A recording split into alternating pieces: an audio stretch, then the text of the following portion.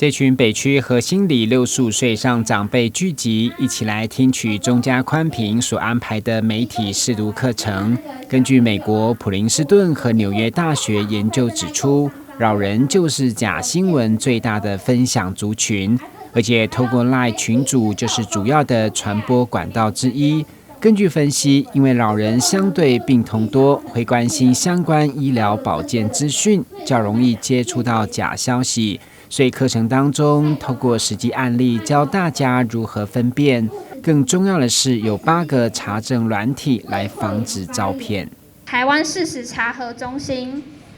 还有真的假的，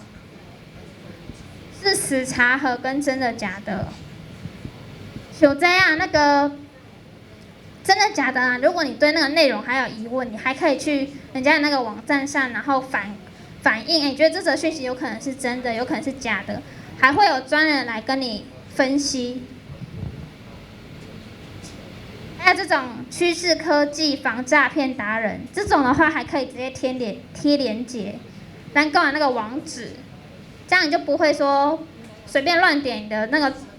账户就会被盗光光。疫情降级后，核心社区关怀照顾据点1周已经恢复有3天的课程。这回在里长的热心配合，结合成大医院的健康促进，让长辈收获满满。这段期间，我们真的非常感谢啦哈，咱的成大医院。咱的廖护理师啦，以及成大医院的服务团队哈，也都来到现场来服务阮这长辈啦。包括咱今仔日哈，咱双神安排这么好的课程哈，好，咱的长辈对于媒体哈认识更多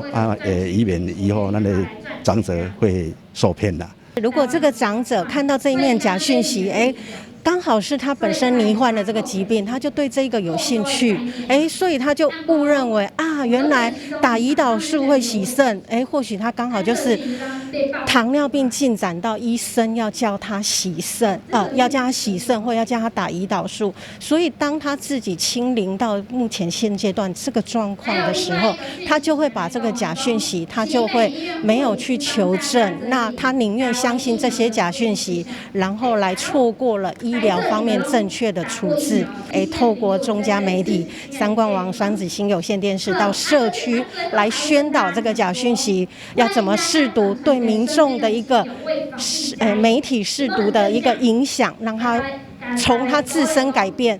或许我们这一场活动里面就有一些长辈把这些假讯息就在他这里终止了。钟家宽平三冠王双子星团队结合各界资源，持续深入社区来宣传媒体识读，陪伴长辈一起来打击假消息。终